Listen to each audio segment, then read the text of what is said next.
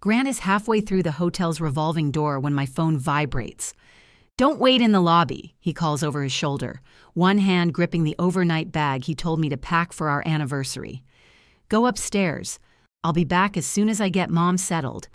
Judith stands beside me in a cream pantsuit, holding a bakery box she has brought to a weekend that was supposed to be just us. "You're staring again," she says. "Claire, the refrigerator failed. He isn't sneaking off to join the circus. He needs our luggage to check a refrigerator." "Our luggage?" she laughs. "It's one bag, don't be paranoid. The revolving door carries Grant out of sight." I look at my phone. Harbor Suite upgrade confirmed. The reservation is at the Bayshore House, 17 minutes across town. One night, 84,000 points deducted from my account. Primary guest, Grant Hale. Additional guest, authorized to check in, Olivia Mercer.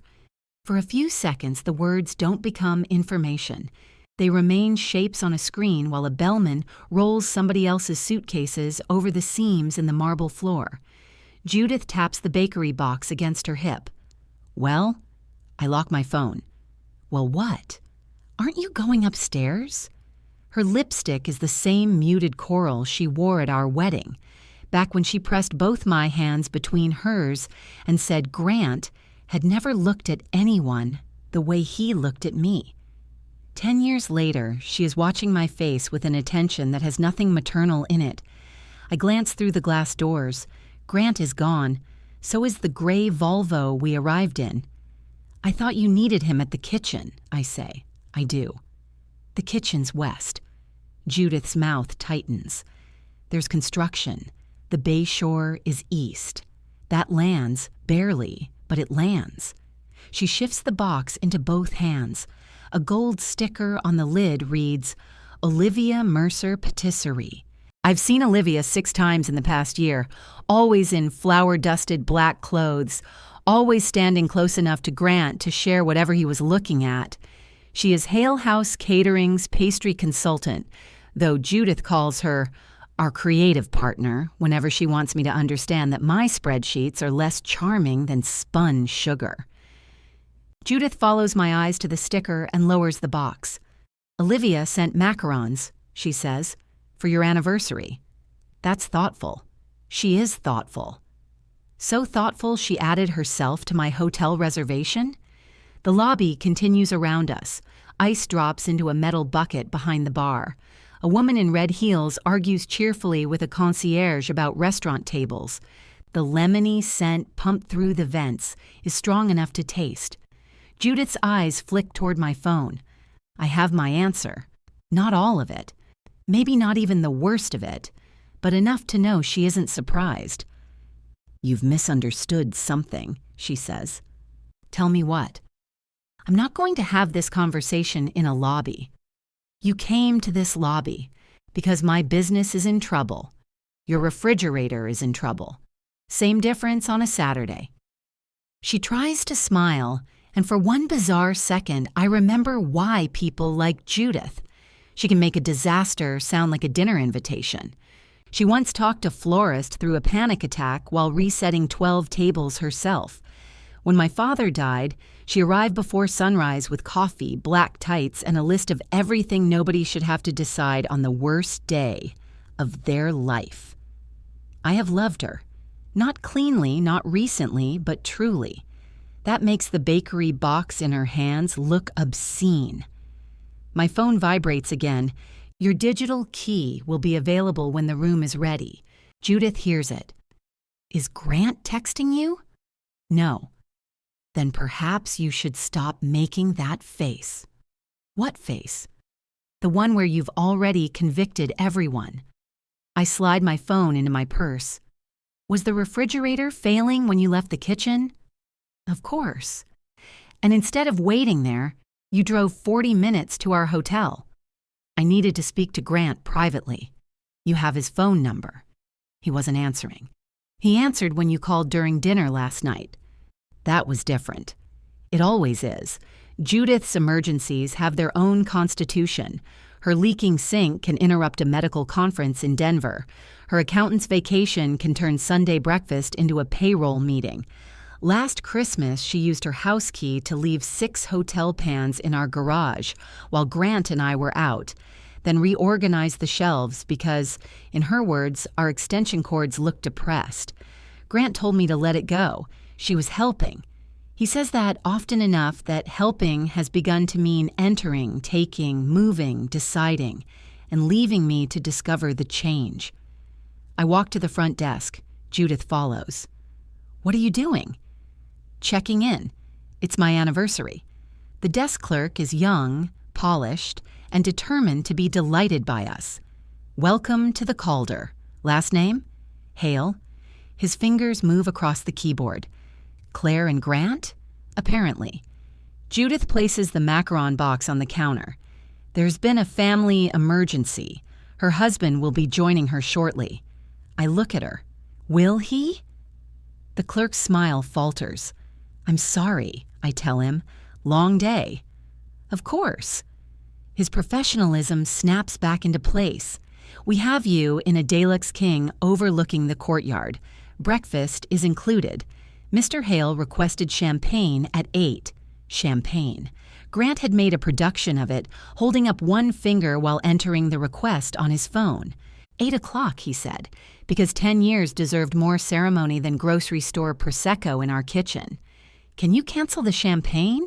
I ask. Judith says, "Claire." "I can certainly do that," the clerk says, "and remove Grant's name from the room. I would need to see how the reservation was booked." "It was booked with my card." "Claire, don't be dramatic." I turn to Judith. "Your kitchen is flooding. The refrigerator failed. Then you should go save the sorbet." The clerk studies his screen with the focused misery of a man hoping to become invisible. Judith picks up the bakery box. "Grant will explain." "That's what I'm afraid of." Her face changes then. The irritation drains out, leaving something that looks almost like fear. "He loves you," she says quietly. "It is exactly the wrong defense." I take the room key from the clerk and head for the elevator. Judith doesn't follow me. I watch her reflection in the closing brass doors, standing alone beneath a chandelier with Olivia's name pressed against her stomach. Upstairs, the anniversary room contains 1 king bed, 2 robes, and a bottle-shaped vacancy in the silver ice bucket. Grant's suit jacket hangs in the closet. He must have brought it up while I was in the restroom downstairs, before Judith appeared and the refrigerator developed its excellent timing. I touch the sleeve. Navy wool, still warm from the car. There are explanations a person invents because the truth has not yet settled into the body. Perhaps Olivia is checking in for a business reason. Perhaps Grant used my points because the catering company booked a tasting at the Bayshore. Perhaps the suite is for a client, and he added Olivia because she is delivering dessert. None of those explanations require Grant to take our overnight bag. I unzip the hanging garment compartment. His blue shirt is gone. So are his toiletries and the charcoal sweater I gave him that morning. My clothes remain folded beneath a pair of his old gym shorts, placed there like an insult from someone too hurried to make it convincing. I sit on the edge of the bed. The carpet has a pattern of gold branches that refuses to stay still if I stare at it. I put both feet flat on the floor and open the hotel app again. The points balance reads 12,418. Last month it was over 96,000. I earned most of those points in airport hotels where the air conditioning rattled all night. Phoenix in July. Cleveland during an ice storm. 3 weeks in Dallas teaching sales representatives how to demonstrate surgical imaging equipment without touching the sterile field. Grant used to call while I brushed my teeth and tell me what he was cooking. Later, when Hale House got busy, he began sending photos instead. A pan of browned butter, a plate with an empty space where I should imagine the fish, the sea green bowl by our front door with his key lying in it. Proof of life, I used to think. We had spent points on good things. 2 nights in Savannah for our 7th anniversary, a room near the hospital when Judith had knee surgery, a suite for Grant's 40th birthday because he claimed anyone turning 40 deserved a separate sitting area in which to complain about it. He knew the account password. He was an authorized redeemer because I added him years ago when trust felt like efficiency. My phone rings. His name fills the screen, along with a photo of him laughing under a striped umbrella in Savannah. I answer without speaking. "Hey," his voice is breathless. A car door closes near him. Mom's situation is worse than she thought.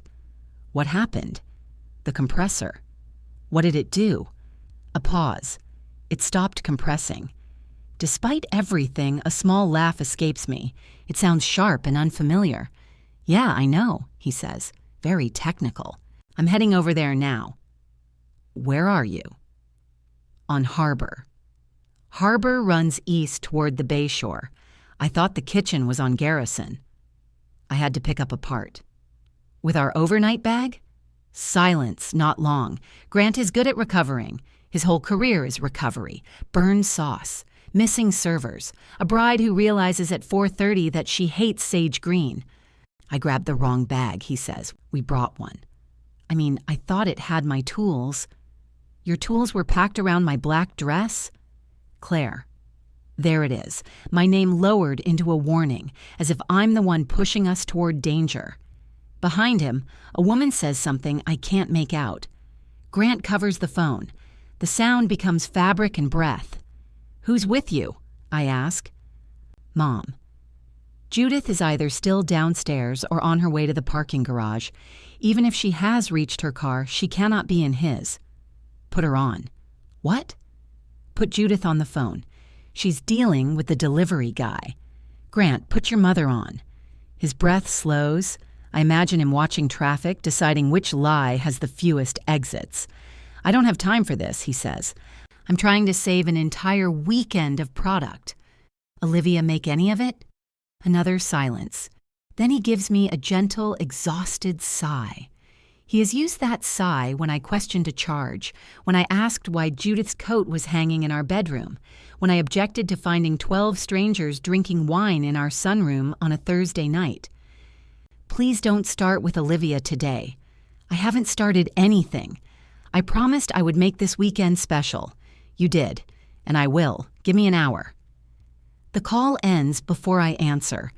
At 6:12, the Bay Shore sends me a notice that the suite is ready. At 6:19, a digital key is issued to Olivia Mercer. I screenshot both updates and email them to an address Grant cannot access. Then I stare at the option to cancel the reservation. One tap could put them at the front desk with luggage and no room. One tap could force Grant to call me before he has arranged his face. I want the scene so badly I can hear it. The clerk explaining that the account owner withdrew authorization. Olivia turning to Grant. Grant discovering that my competence is less charming when it stops serving him. My thumb hovers over cancel stay. Then I see the smaller line beneath it. Cancellation after check-in may forfeit all points and notify registered guests immediately. Immediately. I don't yet know how long this has been happening. I don't know what Judith has excused, what she has arranged, or what Grant has promised Olivia. If I pull the alarm now, they will scatter before I know which room is burning. I close the app. The Calder's desk clerk looks relieved when I check out 22 minutes after checking in. He offers to waive the destination fee. I tell him the destination has changed. Judith is gone from the lobby. She has left the macarons with the concierge. I take the box because leaving it feels theatrical, and because some irrational part of me refuses to waste pistachio. At home, the house is dark except for the light over the stove. Grant left a coffee mug in the sink and a dish towel twisted on the counter. Everything looks careless and intimate, the debris of a shared life that expects someone to return and straighten it. I set Olivia's macarons beside the sea green glass bowl. My key is there. Grant's spare is there. The brass copy we gave Judith after her knee surgery is gone. I stand very still. Somewhere across town, Olivia has a digital key to a suite paid for with my nights away from home. Here, Judith has a brass key to the house I kept believing she entered against Grant's wishes. For the first time, I understand that he has been handing out access all along. The brass key turns in the lock at 8:07. I am sitting at the kitchen table with the lights off, watching a notification for champagne and chocolate-covered strawberries sit at the top of my phone. The champagne costs $72. The strawberries cost $24. Grant added a $20 tip. Judith steps inside carrying 2 empty insulated bags. She closes the door softly, reaches for the light, and screams when she sees me. Not a polite gasp, a full 2-note shriek. I turn on the lamp beside me. "Good," I say. "You do know this isn't your house." She presses a palm to her chest. "What are you doing here?" I keep asking myself that. You were supposed to be at the Calder. You were supposed to be saving a refrigerator. For once, Judith has no immediate sentence ready. Her eyes travel from me to Olivia's macaron box, then to the green bowl. "I came for the banquet folders," she says. "The ones in my office?" "They're company files." "Then why are you sneaking?" "I'm not sneaking. I have a key." "That's not the defense you think it is." She sets the insulated bags on the floor. Her hands are shaking, though her face has recovered. Judith can rebuild her face faster than anyone I know. "The Nelson banquet is next weekend," she says. "Grant told me the dietary sheets were here. They're in the shared drive. The printed sheets have his notes. Then call him. He's busy. With the compressor? With this mess you're creating." I turn my phone around and push it across the table. The champagne notification is still open. Beneath it, the reservation details show the suite, the points, and Olivia's name. Judith doesn't touch the phone. She leans close enough to read, then straightens. "The hotel sends me everything," I say. "Every upgrade, every key, every strawberry." She pulls out the chair opposite me. The legs scrape against the tile, loud in the dark kitchen. "You should let Grant explain before you make decisions you can't undo." I asked him where he was. He said he was on his way to the kitchen. He panicked. Did the refrigerator panic too? Her expression hardens. There was a refrigeration issue. Was. We had it serviced yesterday. I laugh once. "You saved it before it even failed. That's excellent work. I didn't know what else to tell you. You could have told me my husband was taking another woman to a hotel with my points." The sentence is ugly in the room. It makes the refrigerator hum seem indecent. Judith folds her hands on the table. Her wedding ring is loose since she lost weight after her surgery. She twists it with her thumb. "I told him not to do this tonight." "You told him to wait until Monday?" "I told him this was cruel. But you came here anyway. He said he needed time. He had a room with me, to think without fighting. He chose an interesting thinking partner." Olivia listens to him. "Is that her special qualification?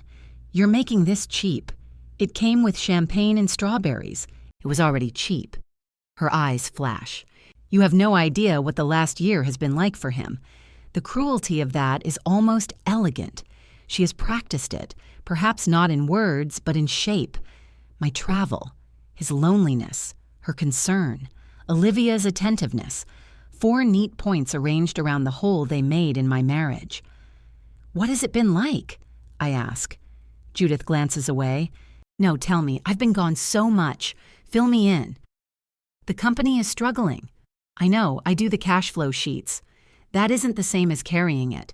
I guarantee one of your vendor accounts. And Grant knows that. It weighs on him." "My helping weighs on him?" "Your competence can feel like criticism, Claire." I stare at her. She lifts one shoulder as if the problem is unfortunate but common, a bad weather pattern, a stubborn stain. "He wants to feel that something belongs to him," she says, "so he took my points." "That's not what I mean. It's exactly what you mean." Judith stands and crosses to the cabinet where we keep the glasses. She opens it without asking, takes down a tumbler, and fills it at the sink. The ease of the movement hurts more than the key. She knows where everything is because she has been allowed to know. "Olivia believes in Hale House," she says. "I believe in Hale House. I have invoices proving it. She brings energy. I brought a line of credit. This is why talking to you is impossible." She drinks the water, leaves a faint coral mark on the rim, and puts the glass in the sink beside Grant's mug. She has always disliked clutter, but apparently adultery has relaxed her standards. How long? I ask. I don't know. You're lying. I don't know what happened between them or when. How long have you known he wanted something to happen? Her jaw moves. That answer is longer.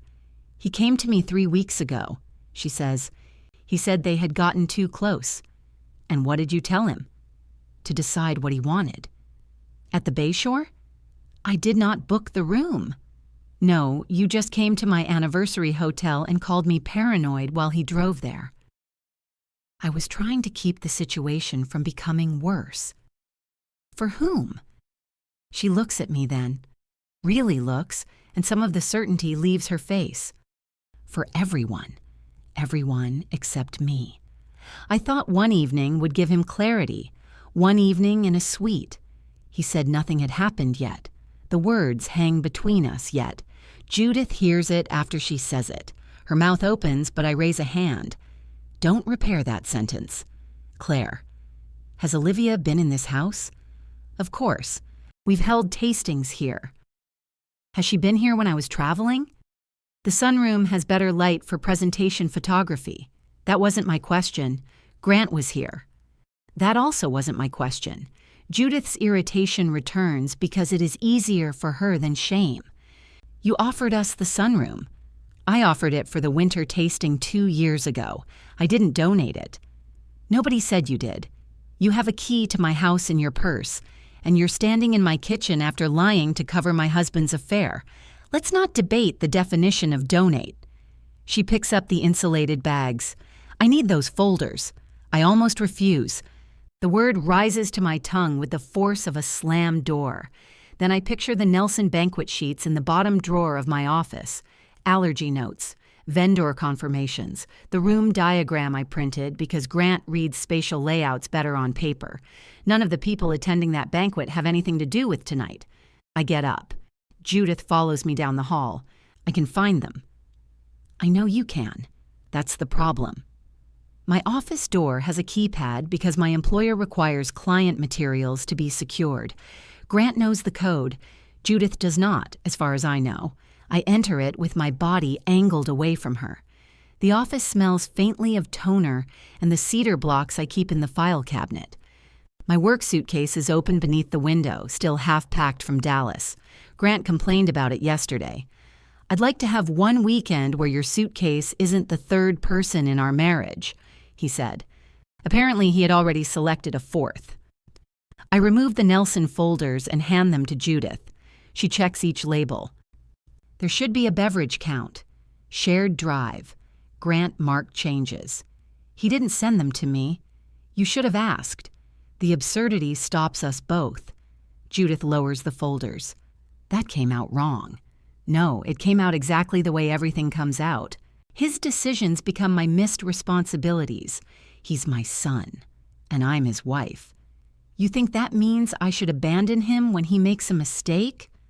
No, I think it means you shouldn't help him pack. Her grip tightens on the folders. If you destroy your marriage over one night, don't tell yourself he did it alone. She walks to the front door. Leave the key, I say. She keeps moving. Judith, I need access for the tasting. What tasting? She looks back as if I am being difficult on purpose. The annual client tasting, 3 weeks from Thursday. In my sunroom? We do it there every year. We did it there twice. Invitations have gone out. Then uninvite them. You're upset, we'll discuss it later. There is no later discussion. Leave the key.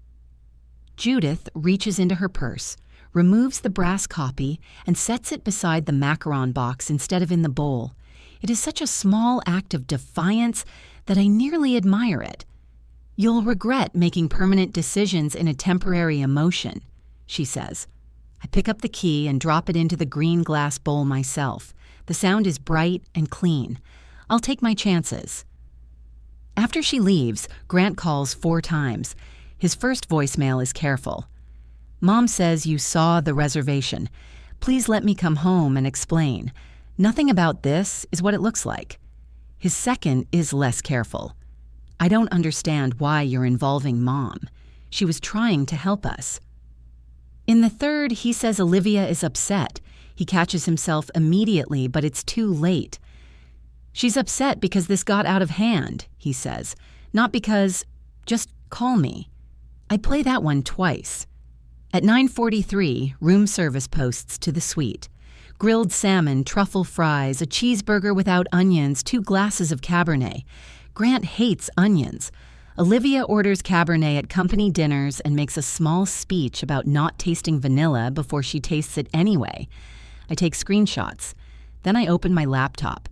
Hale House's bookkeeping folder sits beside my work files, exactly where it has sat for 6 years. Payroll projections, vendor deposits, event calendars, notes from calls. Grant forgot to return. I created the folder when Judith's old bookkeeper quit during wedding season, and Grant asked me to help for 2 weeks tops. I am still helping. My personal visa is attached to the produce supplier as backup. It is attached to the rental company and the linen service too. Last February, when the business account ran short after 2 clients paid late, $4,000 in charges landed on it. Grant reimbursed most of it over 3 months. He thanked me by cooking lamb and opening a bottle we had been saving. At the time, it felt like partnership. Now I wonder how many things feel like partnership only because one person never stops supplying them. I don't cancel anything, not yet. Instead, I download statements, copy the current event schedule, and make a list of every account carrying my name or card. The work steadies me. Columns do not lower their voices and tell me I am difficult. At 11:16, the Bayshore charges the suite for a second bottle of wine. At midnight, Grant sends a text. Please don't do anything until we talk. I type, are you asking me not to end your hotel stay or not to end our marriage? I delete it. At 12:24, I receive a checkout reminder for noon. I sleep for perhaps 40 minutes on top of the bed, fully dressed.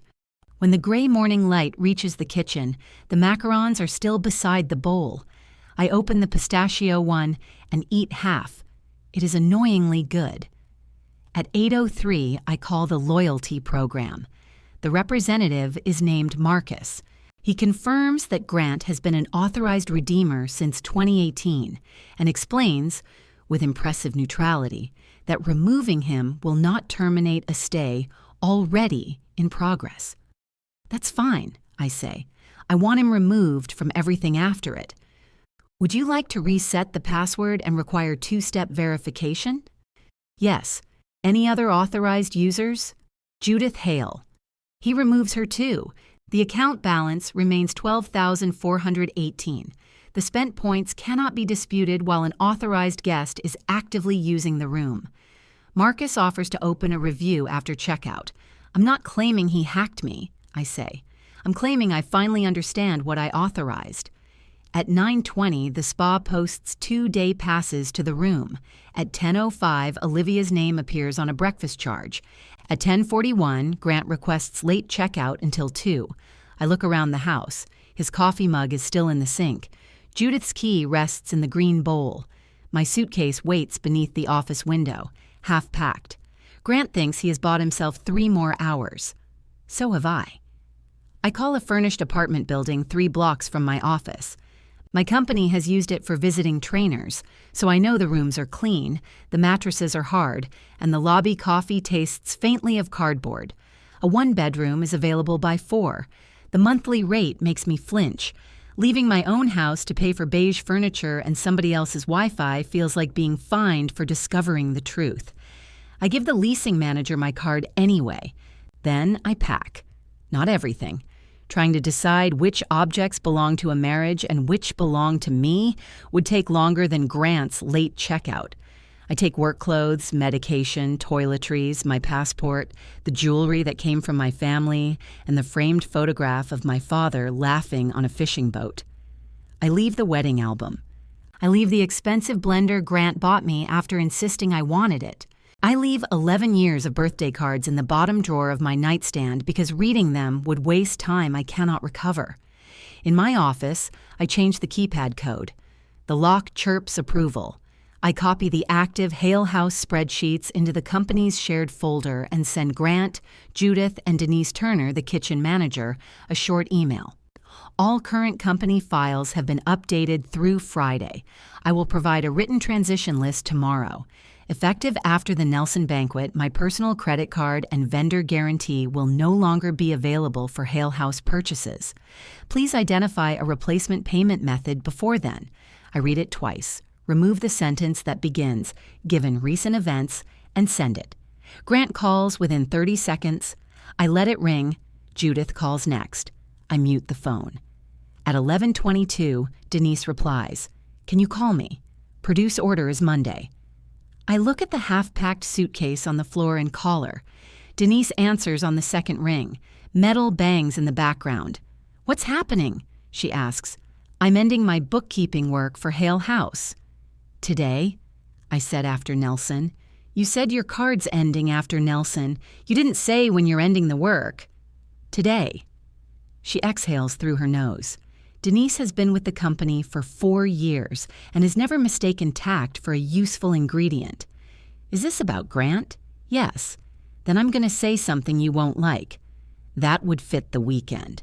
I need you two to keep your marriage out of my kitchen." The unfairness hits hard because it is not entirely unfair. Denise does not know about the hotel.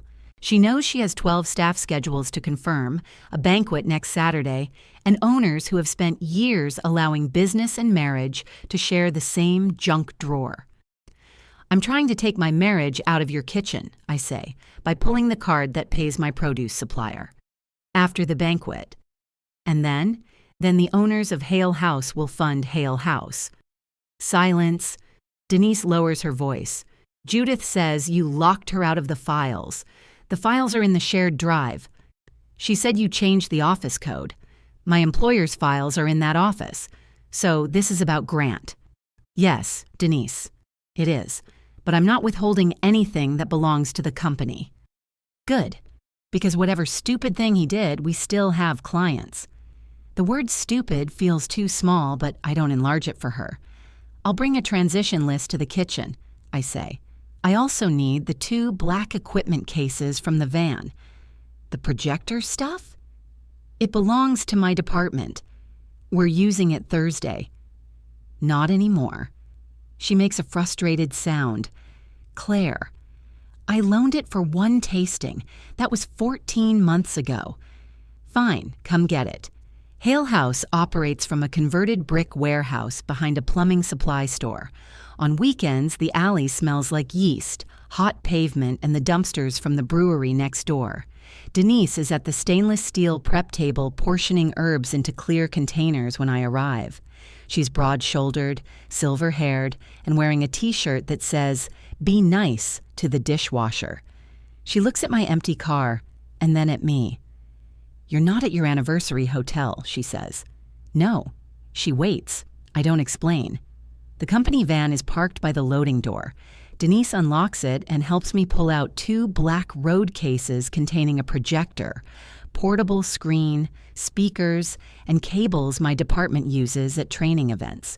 Hale House borrowed them because Grant said renting the same equipment was financial self-harm. Denise lifts one end of the heavier case. "Did you email Grant?" "He got the same message you did. He called here acting like somebody died." "Something did." She nearly asks. I can see it. Then she adjusts her grip and says, "Watch the wheel, it sticks." We load the cases into my car. Inside, I place a printed transition list on the prep table. Every account, password reset contact, open invoice, deposit date, and spreadsheet location is listed. Denise scans the first page. "You did all this? For the handoff? For us?" "I did more than this." She looks toward Judith's glass-walled office. "I thought you just checked the books at tax time." "So did I, 6 years ago." My phone vibrates.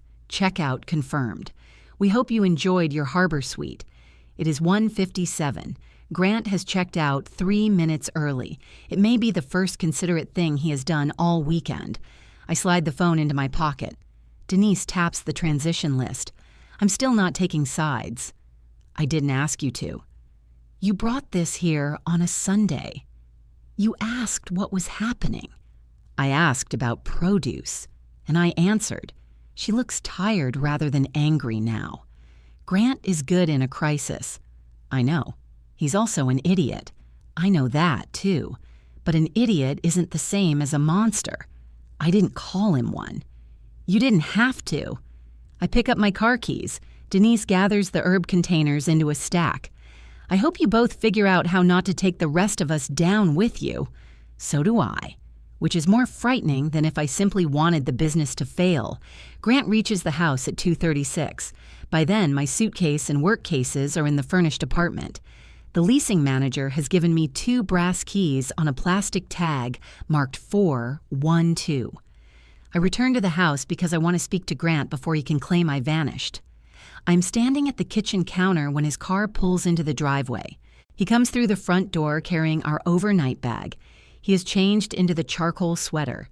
His hair is damp and he smells like the Bay Shore's sandalwood soap. He sees my suitcase is missing from beside the stairs. Where are your things? Somewhere else. Claire. The overnight bag drops beside the green bowl. He looks older than he did yesterday, but not ruined. I resent that.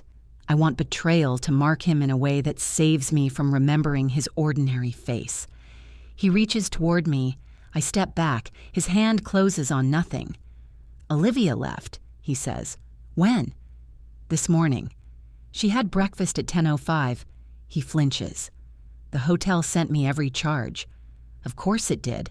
He rubs both hands over his face. God, I was so stupid. You were very organized for a stupid person. I didn't plan for this to happen. You reserved a room. I mean us. I didn't plan for us to get here.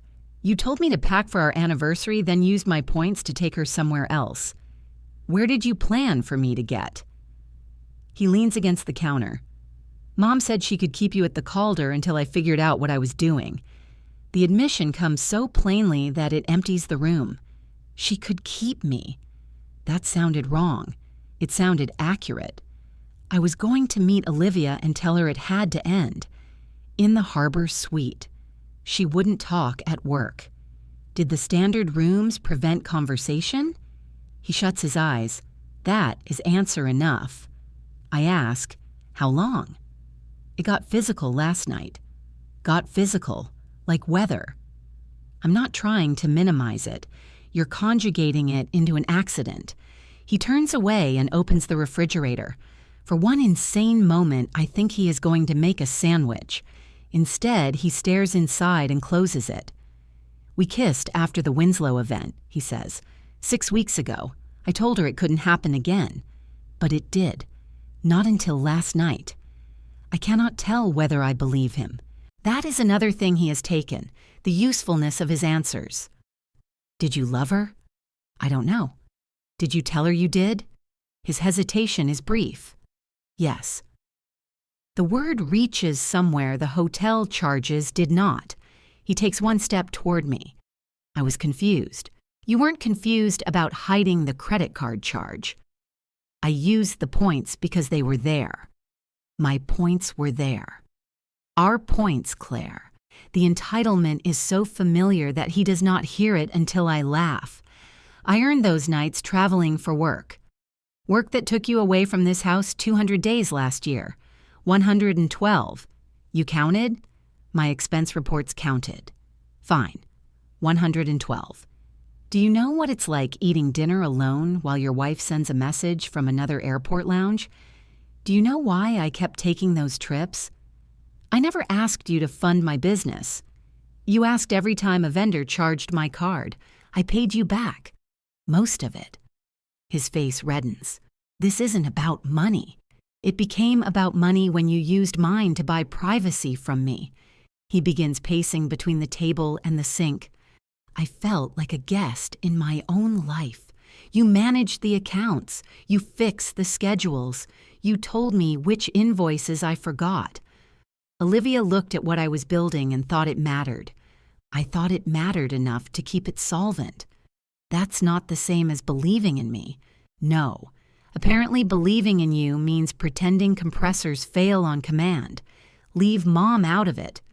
She put herself in it. She was trying to stop everything from exploding. She called me paranoid while you left with a suitcase. I know. She entered our house whenever she wanted. I know. She brought Olivia here. For work. Without asking me. You were gone. There it is. Not an explanation. A permission slip. I point toward the hallway. How many times? What? How many times was Olivia in this house while I was traveling? He rubs the back of his neck. 4 or 5. Judith said there were 2 tastings. Some weren't formal. Was Olivia ever in our bedroom? No. He answers quickly enough that I believe him, which almost makes the sunroom worse. That room is where Grant and I drink coffee on cold mornings. It holds the old oak table we refinished together, the chipped blue vase from Savannah, the rosemary plant he keeps reviving each time I kill it. He placed Olivia inside our routines and called it work. I need you to stay with Judith, I say. For how long? I don't know. This is my house, too. I know. That's why I left. His eyes move around the kitchen as if the missing things might suddenly become visible. You moved out? I took what I need. You signed a lease in 3 hours? A furnished month to month. Jesus, Claire, you had that ready. I used the phone you called paranoid. He grips the back of a chair. You don't get to make every decision because I screwed up. I'm making decisions about my labor, my credit, my accounts, and where I sleep. What about Hale House? You and Judith own it. You run it. You know we depend on you. That dependency didn't earn me honesty. It doesn't disappear because I betrayed you. The word stops me. Betrayed, not mistake, not confusion, not got physical. Grant's eyes fill and he looks furious with himself for it. I love you, he says. I believe that too. It would be easier if I didn't. Love seems to survive a lot in this house, I say. Respect is having a harder time. He sleeps at Judith's. Over the next 4 days, Hale House becomes the battlefield neither of us claims to want. Judith tells Denise that I removed access to essential records. I send Denise screenshots showing the files in the shared drive. Grant says the vendor passwords no longer work. I test them and discover he is using an old list. Olivia does not return to the kitchen, but 3 of her invoices remain open. On Tuesday, the produce supplier charges my card $4,860 for the Nelson banquet. I call to remove the payment method, then learn the order has already been released against my written guarantee. Canceling it would leave Hale House without its primary delivery and could trigger a collection notice in my name. I let the charge stand. Judith interprets that as surrender. Her email arrives an hour later. Thank you for remembering that innocent people rely on us. I knew you would come back to yourself. I forward it to Grant with the receipt and 1 sentence. This is the final charge I will cover. He replies, we need to talk about Thursday's tasting. I assume he means a kitchen event until I open the attached invitation. Hale House Annual Client Tasting. 3 weeks from Thursday. Location: the Hale residence. When I return to the house that evening for a winter coat, Grant is not there. The invitation is printed on the kitchen counter beside a stack of place cards. The green glass bowl still holds my key and Judith's brass copy. Grant's spare is gone. I call Grant from the kitchen. He answers with, before you say anything, I was going to tell you. You gave Judith another key. It's my spare. It was our spare. She needs it for the tasting. I told her the tasting isn't happening here. You told her while you were furious. I'm still furious. Do my boundaries only count when I'm cheerful? He sighs. It's my house too. Yes. The answer catches him off guard. I look through the doorway into the sunroom. The oak table is bare except for the rosemary plant and a pale ring where Grant left a hot pan without a trivet last winter. You live here, I say. You can invite your mother for dinner. You cannot offer our home as a commercial venue and assume I'll provide the room, the furniture, the equipment, the cleanup, and the smiling wife. No one expects you to smile. They expect me to work. We've already sent invitations. You sent them after I withdrew permission. You don't get to withdraw permission from a house we both own, and you don't get to turn shared property into compensation for a business I don't own. We can't move the tasting now. You have a licensed kitchen with a presentation room. It doesn't have the same atmosphere. No, it smells like the company it's supporting. Mom was right. You're trying to punish Hale House. I pick up the printed invitation and fold it once. I paid $4,800 for your produce on Tuesday. You'll be reimbursed. When? We're waiting on Nelson's final payment. That's what you said in February. Claire, please, we need one thing to stay normal. I look at the missing space in the bowl. You used normal to hide everything. I end the call and send Grant and Judith an email stating that I do not consent to the house being used for the tasting. I include the address of the Hale House kitchen and ask them to correct the invitation. Judith replies first.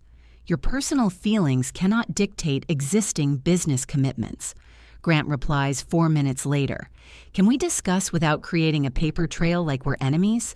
I save both messages. On Thursday, I meet Denise at the kitchen with the remaining Hale House material from my office. 2 storage boxes contain tax copies, old vendor contracts, event notes, and 6 years of decisions everybody remembers me making, but nobody remembers asking me to make. Denise checks the boxes against my list. I feel like I'm receiving evidence, she says. You're receiving table counts. Some of these binders are labeled by year. That's how years work. Her mouth twitches, but she refuses to give me the smile. The Nelson banquet is 2 days away. The kitchen is loud with chopping and the hiss of onions hitting a hot flat top. Grant is in the walk-in checking beef trays. He has not come out since I arrived.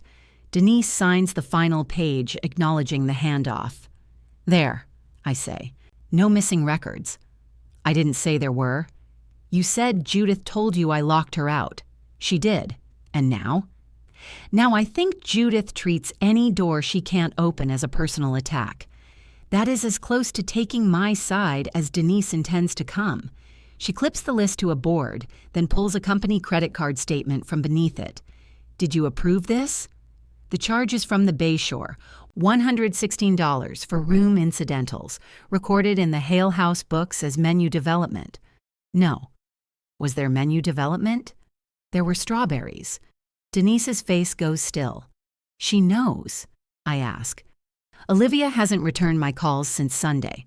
Judith said she was taking personal time. Grant used my hotel points for the room. When the hotel asked for a card for incidentals, he used the company card. Denise sits on the edge of the prep table.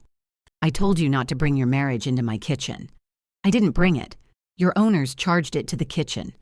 She closes her eyes for a second. Was the hotel your anniversary hotel? No. Grant left me at the Calder and went to the Bayshore. With Olivia? Yes. And Judith knew. Yes. Denise looks toward the walk-in door. Through its small square window, I can see Grant's shoulder as he shifts trays. That's impressively awful, she says. I thought so. She folds the statement and puts it in her pocket. I'm going to recode it as an owner draw. Then I'm going to tell him that if he ever makes me process another hotel strawberry, I'll feed him to the garbage disposal. The opening is too small. I'll portion him. I laugh before I can stop myself. It hurts, but it is still a laugh. Denise stands.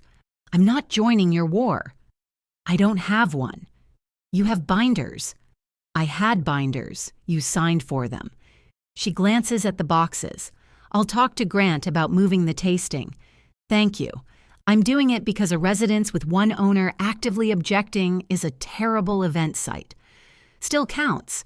The Nelson banquet goes well. I know because Grant sends a photograph of the finished room at 11 that night. White linens, low amber candles, sprigs of rosemary tucked into napkins. We did good work today, he writes. We. I look at the photo until I find what bothers me. The portable screen behind the podium is rented. It stands straight, unlike mine, whose left leg always had to be shimmed with folded cardboard. I type, I'm glad your staff delivered for the client. He does not answer. On Monday, my visa disappears from the Hale House accounts. The produce supplier puts the company on prepayment. The linen service requires a new deposit. None of it destroys Hale House, but each change forces Grant and Judith to confront a cost they had been storing inside my name. Grant asks me to extend the guarantee through the tasting. I say no. Judith calls it financial abandonment. I send her the receipts for every unreimbursed charge from the previous 12 months. She stops using that phrase. Grant begins meeting me for coffee on Tuesday mornings. The first time, he brings a legal pad with a handwritten timeline of his relationship with Olivia. It begins with messages about a winter menu and ends at the Bayshore. He places it between us. You asked how long. I don't touch it. Is it true? Yes. All of it? All I can remember. That isn't the same answer. He rubs the edge of the paper with his thumb. I'm trying. He is. That is the difficult part. He has stopped defending Judith. He has moved her catering supplies out of our garage. He gives me access to the joint statements without making me request them. He admits Olivia visited the sunroom 5 times and that he erased messages before I came home from Dallas. He also keeps asking when I'm coming back. Not yet, I tell him. At the third coffee, he says, she ended it. Olivia? She said she thought I was leaving you. Mom gave her that impression. Did you? I told her our marriage was almost over. Was it? No. He looks down. I wanted her to believe I had chosen her without having to choose. That answer is honest enough to make me sad. The tasting remains on the calendar. Denise proposes moving it to the kitchen. Grant agrees, then changes his mind after Judith argues that the sunroom is central to the Hale House brand. Judith has photographed food there for years.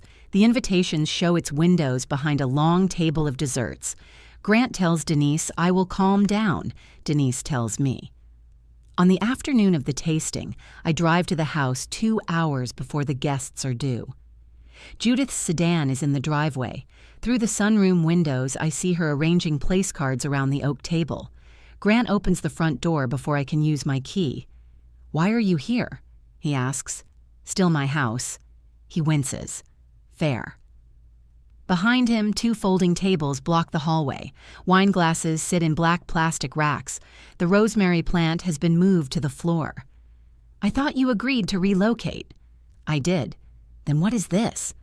Mom wouldn't let it go. She thinks if we move it, people will know something's wrong. Something is wrong. She thinks business shouldn't suffer for it.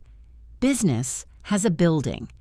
Judith appears in the sunroom doorway holding a stack of cream place cards. Denise had no authority to alter my event, she says. She manages your kitchen. She does not manage the image of this company. Grant looks at his watch. Can we please get through tonight? There it is again, one normal thing. One more evening, one more occasion when my discomfort is the cheapest item available. I walk into the kitchen and place a folder beside the green bowl. Inside are the suite upgrade confirmation, the notices showing Olivia's digital key, the champagne and room service charges, the spa passes, the late checkout, and the company statement listing their strawberries as menu development. Judith stares at the papers. You printed them? Grant asks. I wanted everything in the same place. What is this supposed to accomplish? It answers the question you keep asking me. What question? Why I won't get through one more night. Judith drops the place cards onto the counter. This event has nothing to do with the hotel. The hotel happened because you both believed my points, my work, and my trust were available whether I consented or not. This event is the same belief with wine glasses. That is melodramatic. You took a key after I asked for it back. Grant gave me his. That's what he does. Grant's face changes. I turn to him. He lets you cross a line, then tells me I'm cruel for noticing. He gives you the house, the garage, my office work, our anniversary, and then stands between us, acting exhausted by the conflict he created. That isn't fair, he says. Tell me which part. He opens his mouth. Judith answers for him. I kept this family functioning while you lived out of a suitcase. You used my suitcase as an excuse to replace me. I wanted my son to be happy. With Olivia, with someone who wanted to be present. Grant says, "Mom, stop." No, she wants honesty. Olivia understood the business. She didn't make every favor feel like a loan. I look at Grant. Did you know she felt this way? His silence is different now. It contains history. You did. I knew she thought you were pulling away. And when she used her key, when she scheduled things here, when she brought Olivia into our house, I knew. Why did you keep telling me she was only helping? He looks toward the sunroom. Outside, late sunlight turns the windows gold. For years, I mistook that light for warmth even when the room was cold. Because, if I admitted she was crossing boundaries, he says, I would have had to stop her. Yes, and I liked what she did for the company. I liked not being the one who had to ask you. When you got angry at her, I could act like I was trapped between you instead of admitting I agreed with her. Judith whispers his name. He does not look at her. I let you feel unreasonable, he says to me, because it protected me. The sentence breaks what his affair only exposed, not because it is crueler than the hotel, because it is finally true. A van door slams outside. Denise enters through the front carrying no food. Everything's at the kitchen, she says. I sent the corrected address to every guest this morning. Judith goes pale. You did what? I moved the tasting to our licensed place of business. You had no right. I have 42 years of experience and 6 employees who need to be setting plates instead of watching this. Denise looks at Grant. Are you coming? He looks at me. I say nothing. I'll be there in 10 minutes, he tells her. Judith gathers the place cards. Some slide onto the floor. This company was supposed to stay in the family, she says. It is in the family, I tell her. Your family. That's why it has to survive without consuming mine. She leaves through the sunroom, still carrying cards with names that will never sit at her table. Grant removes his spare key from his pocket and places it in the green bowl. Judith's brass copy is already there. I'm sorry, he says. I know. Is there any way back? I think of Tuesday coffee, his handwritten timeline, the rented screen standing straight. I think of him telling the truth only after every lie became more expensive. Not to what we had. He nods. His eyes close briefly, then open. I'll stay at Mom's until we decide about the house. Thank you. He touches the rim of the bowl once and leaves for the tasting. The separation takes months.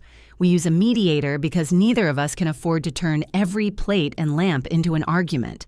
The house is sold in the spring. Grant cannot carry the mortgage while rebuilding the company's credit, and I no longer want to carry the rooms. Hale House becomes smaller. Judith sells one van. Denise takes control of purchasing. Grant works events instead of arriving after setup, and for the first time he learns exactly how long it takes to wash 200 wine glasses. When we divide the contents of the house, Grant gives me the sea green bowl. You found it, he says. We found it together. I know. He wraps it in one of our old dish towels. On a work trip months later, my phone vibrates as I enter a hotel elevator. Complimentary suite upgrade confirmed. Only my name appears beneath it. When I return to my apartment, I place the fresh hotel card in the green bowl beside my single brass key. The glass catches the late light from the window, clear all the way through.